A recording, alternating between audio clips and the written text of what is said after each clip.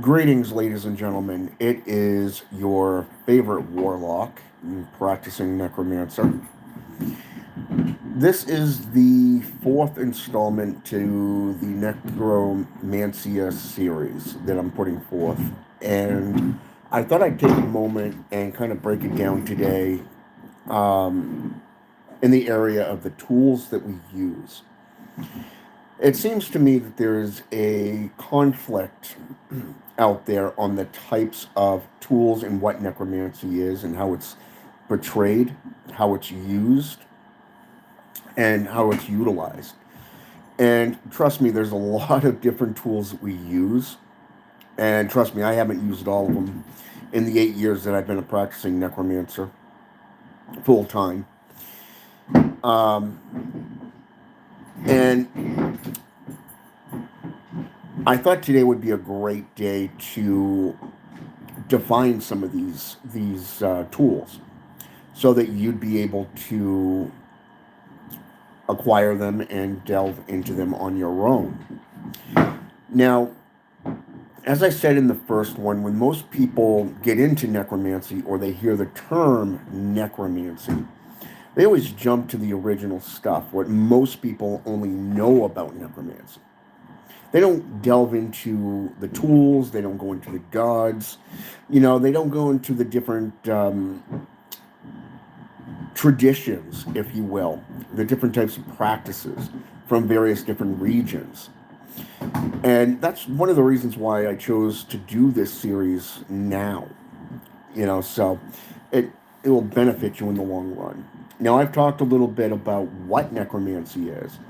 I've talked about the types of gods and the types of practices that we can do. I've even talked about, the different perspectives, if you will. So let's get down to the nitty gritty of the tools. Nega Creed, welcome to the channel.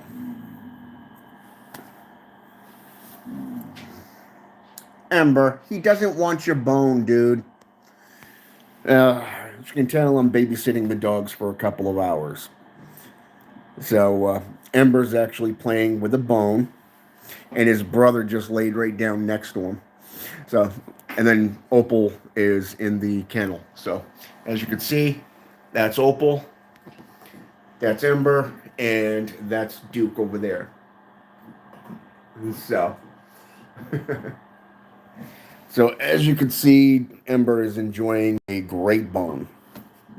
And ironically, bones happen to be one of the tools that we utilize. So yeah,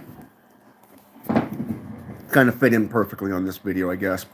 So definitely looking forward to going home and getting cleaned up. I've been with the dogs for a while today, and took them out for a nice, good long run and walk. So I'm all hot and sweaty, and looking to go get cleaned up once Mama gets home, if you will. So, anyways. So yeah, they are purebred Siberian Huskies. Duke and Ember are 2 years old. They're full-blooded brothers, same parents, same litter. And then you got Opal, who is their half-sister. Same mother, different father, and she's a year older. And a drama queen, I might add. Just saying. You go to discipline her, and she'll flop right over like, rah, rah, rah, rah. It's like, yep, that's definitely something off TikTok.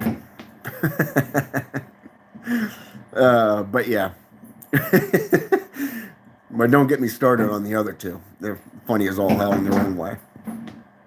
But anyways, yeah, so when people think of tools of necromancy or any other tradition, a lot of times you'll think we need an overabundance of supplies and stuff, when in reality you don't want to clutter your altar.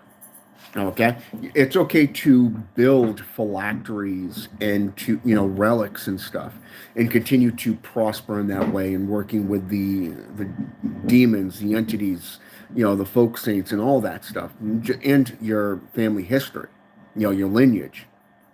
Nothing wrong with that. But when it comes to tools, you only need very few things. Okay, a chalice, an offering bowl. Okay. Now, a chalice and an offering bowl is basically classified as the same thing, because you're giving your blood. 3 drops of your blood. You can use a lancet if you wish. Your athame if you want, and to utilize the athame just to prick your finger. A lot of people think you're going to need an overabundance of blood, either your own, an animal, somebody else's, whatever. The truth is, you don't. A simple lancet that you can get over the counter at a local grocery, like, say, let's go with Walgreens. Okay, how about Walmart? You know, Even though, from what I understand, Walmart's struggling right now. They've closed like 420 some odd stores nationwide, from what I understand so far. And some of them even sit vacant and doors wide open. 40% of their shoppers don't even shop at Walmart anymore. So, and that's if you go by the news outlets and stuff. But you can go into Walmart, go into the pharmacy section. I don't know if all Walmarts are the same.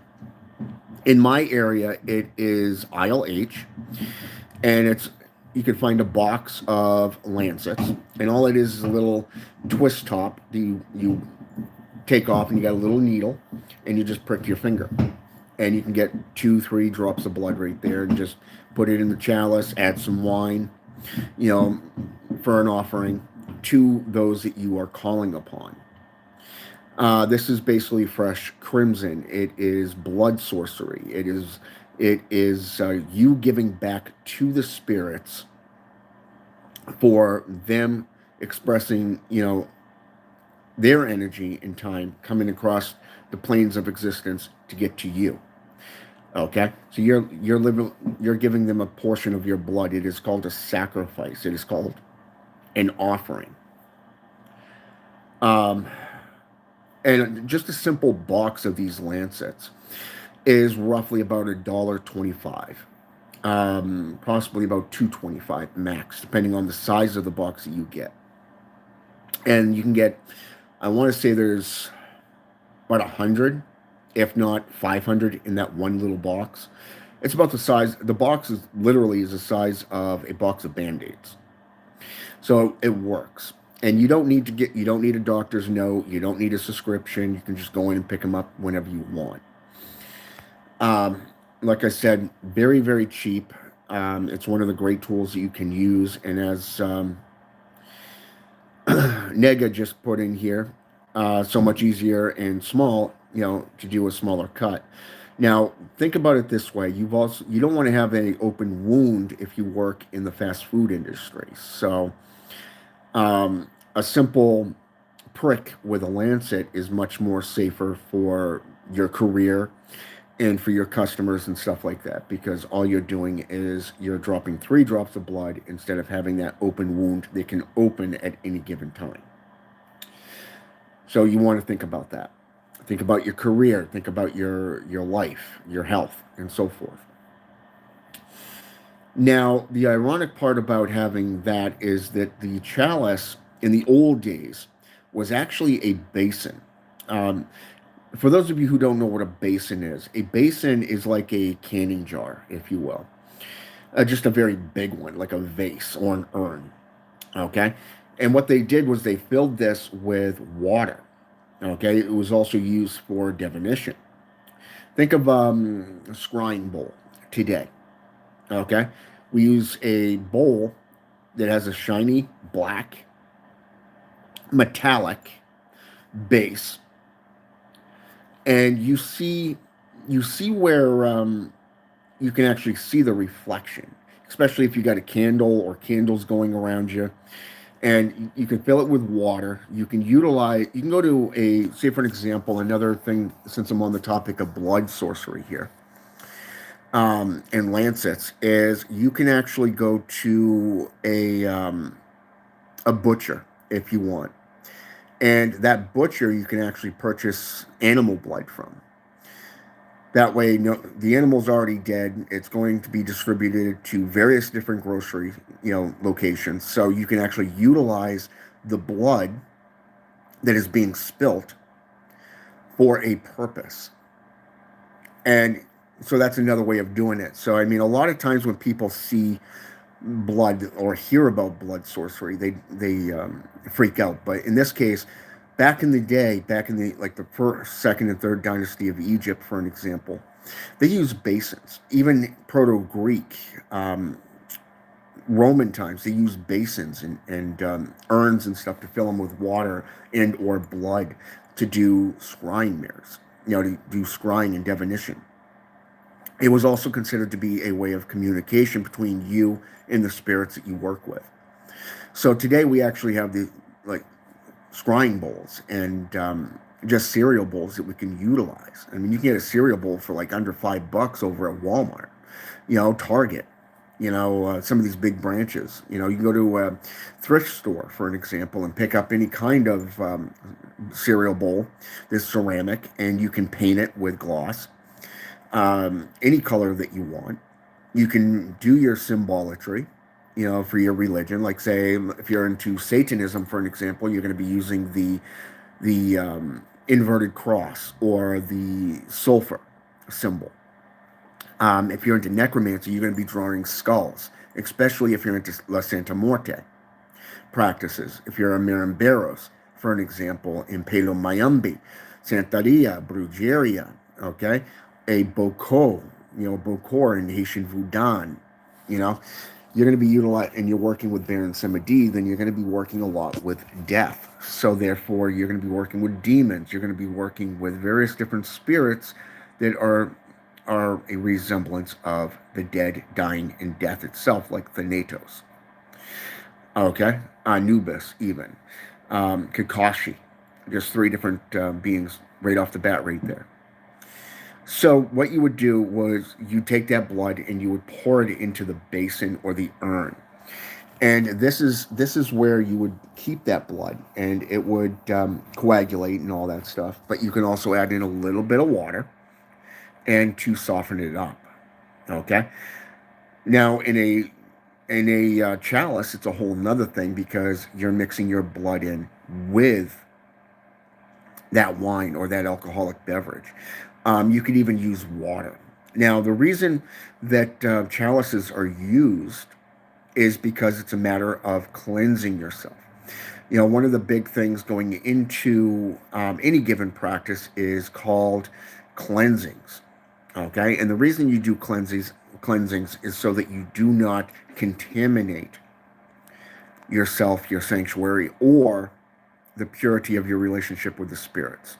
So you'd want to rinse out your mouth. You'd want to wash your hands. So having a mason jar there, or not a mason jar, but a basin, is a good thing. Having that urn there so you can stick your hands in and just kind of quickly wash your hands off. Add some salt in it, like sea salt. Odorized salt, for an example. Table salt will do in a pinch, but you really want that the sea salt. And you really want to put that in there because it really helps purify the water. So you're doing all the banishings, you're doing all the proper cleansings and stuff like that. So you can actually see where the good thing is on that front. Now, outside of anathema, outside of lancets, all the athame is for cutting, yes, but it's also for ritual work. It's for energy directing. Okay, much like a sword.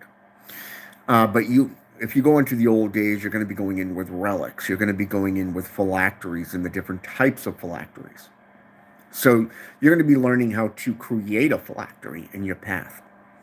And you can go to, let's go with the home design section, if you will, of Walmart.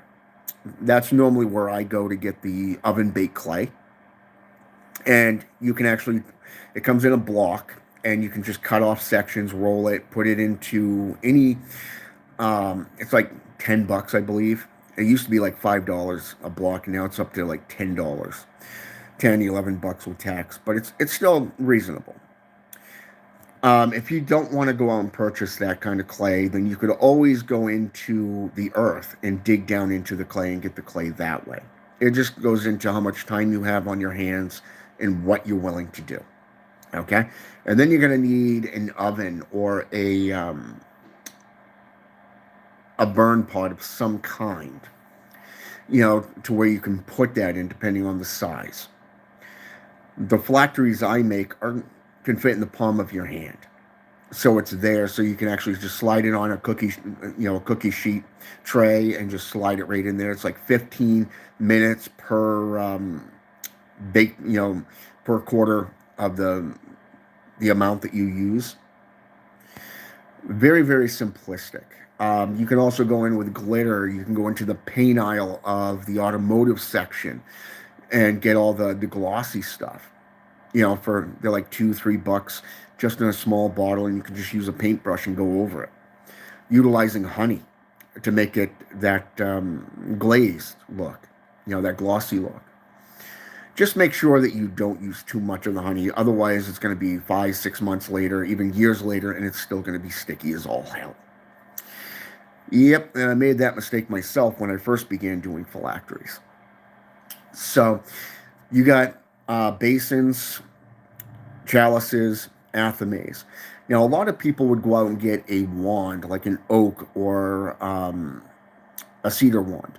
You'd probably go out and get some kind of pewter type wand, because a lot of people, they think, oh, Harry Potter had a wand.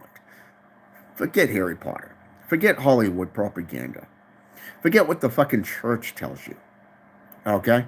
You want to learn real sorcery?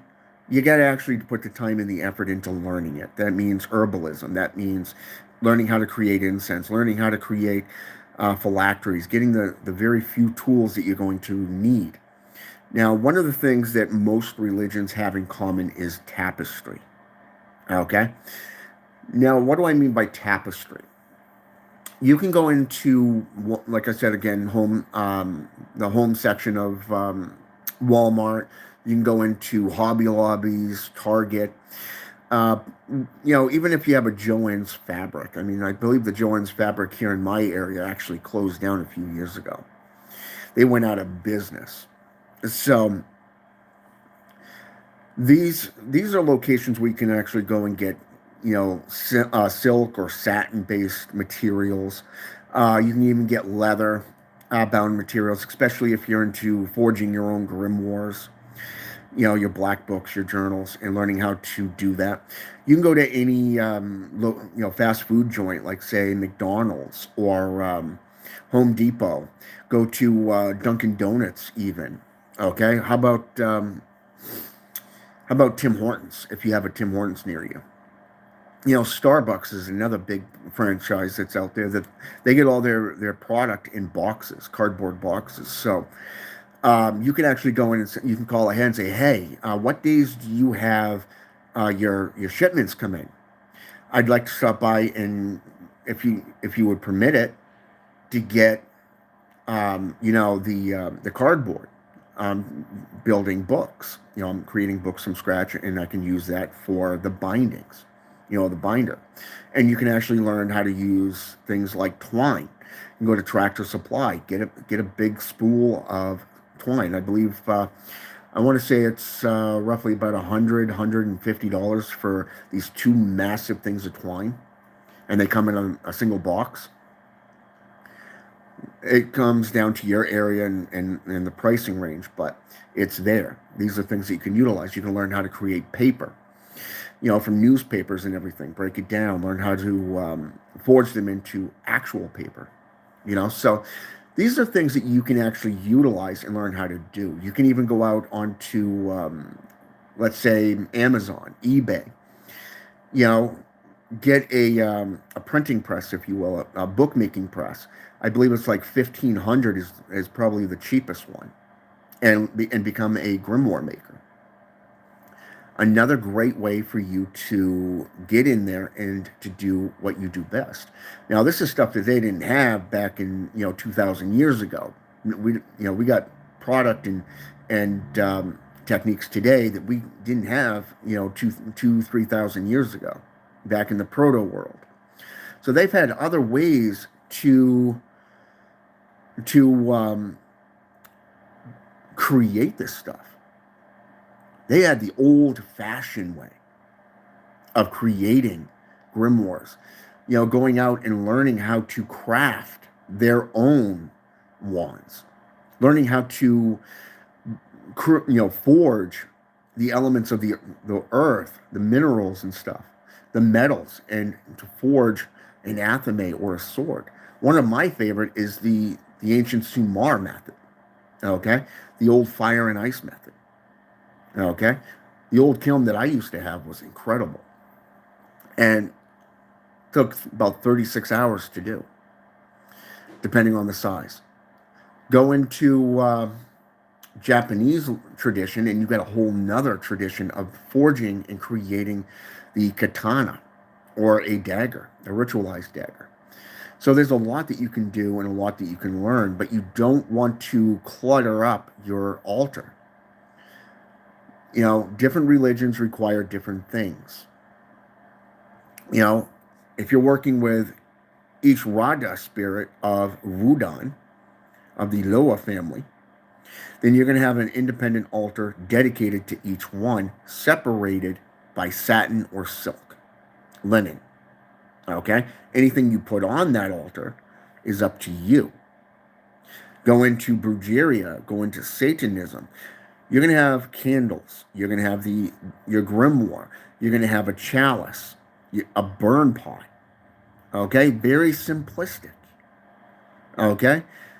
But it comes down to you, and each year that you progress in your tradition, you're going to be adding to it. You're going to be defining and redefining your practices. Now, I can tell you right now that when I first started over 20 years ago, over 30 years, just about 35 years ago now, and the left-hand path, traditions, I went out and bought everything underneath the sun. Over the years, my altars have shrunk. They have grown. It depends on what I'm practicing and what I'm learning, who I'm working with. So they're always growing and being defined and redefined. Today I'm working a lot with herbalism. Okay? I'm working a lot with phylacteries, and I'm working a lot with various techniques, things like psionics, crimson, okay, for an example. Working with stones and different locations. The ritual times always remain the same, just the locations are what changes. Okay? So I hope this gives you a little bit of an idea of your tradition and keeping your tools cleansed.